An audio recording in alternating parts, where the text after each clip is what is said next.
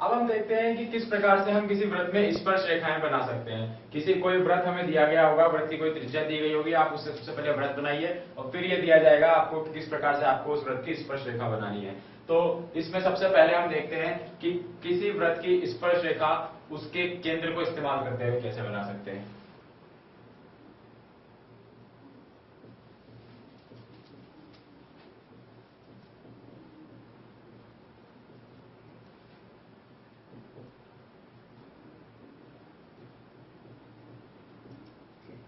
वृत्त की स्पर्श रेखा की रचना यानी कि टेंजेंट ऑफ अ सर्कल। इसके लिए हमें क्या करना है, सबसे पहला हम इसमें स्थिति जो देखते हैं वो है कि जब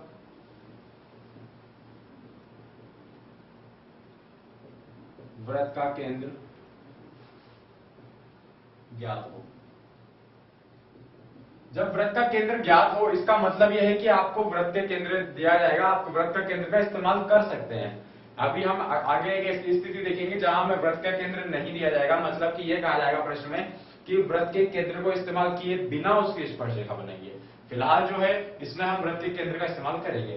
तो इसमें हम क्या करते हैं, सबसे पहले उस वृत्त को बनाएंगे।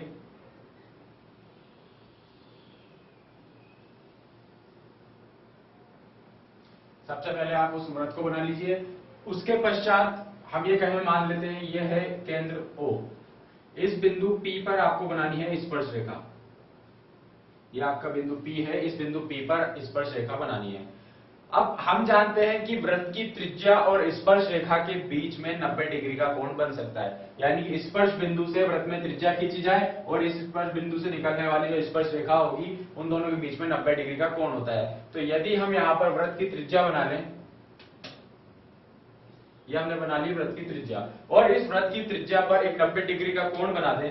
90 डिग्री का कोण बनाने के लिए हमें पता है, प्रकार को रखिए यहां पर इस बिंदु पर जहां से हमें 90 डिग्री का कोण बनाना है, और प्रकार को से इस प्रकार एक चाप काट दीजिए।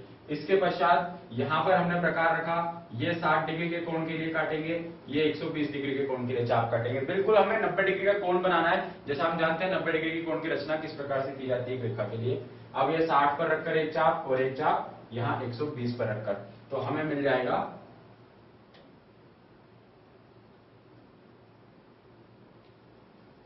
ये हमें मिलेगी यहां इस वृत्त की स्पर्श रेखा। बिंदु P पर वृत्त की स्पर्श रेखा हमें मिल जाएगी इस प्रकार से। तो जब हम केंद्र का इस्तेमाल कर सकते हैं तब आप क्या कर सकते हैं कि आप त्रिज्या बना सकते हैं। अभी जब केंद्र ज्ञात नहीं होगा तब आप ये त्रिज्या नहीं बना पाएंगे। तो अभी इसके जो चरण है वो देख लेते हैं। इस रचना के चरण, पहला चरण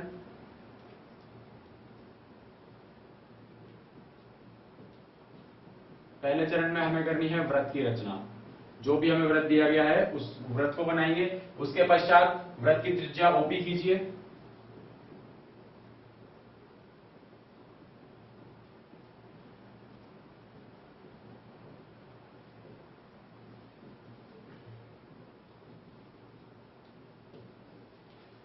और फिर OP के लंबवत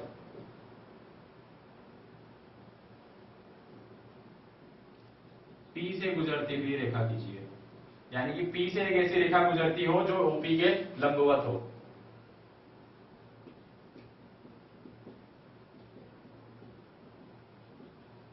इसके लिए हम क्या करेंगे, इस बिंदु P पर ये 90 डिग्री का कोण बनाएंगे, तो हमें मिल जाएगी स्पर्श रेखा। इस स्पर्श रेखा को हम कह सकते हैं कि ये कोई स्पर्श रेखा AB हमें यहां पर मिली है। तो ये होगा पहली स्थिति के बारे में हम देख रहे हैं। यहां पर पहली स्थिति जब आप केंद्र को इस्तेमाल कर सकते हैं और आप बनाते हैं उस वृत्त की स्पर्श रेखा। अब चलते हैं दूसरी स्थिति की तरफ।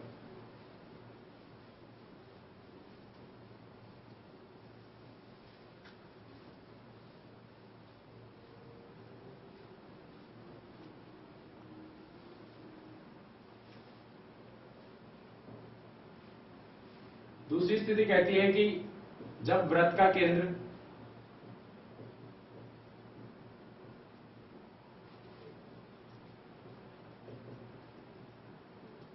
अज्ञात हो।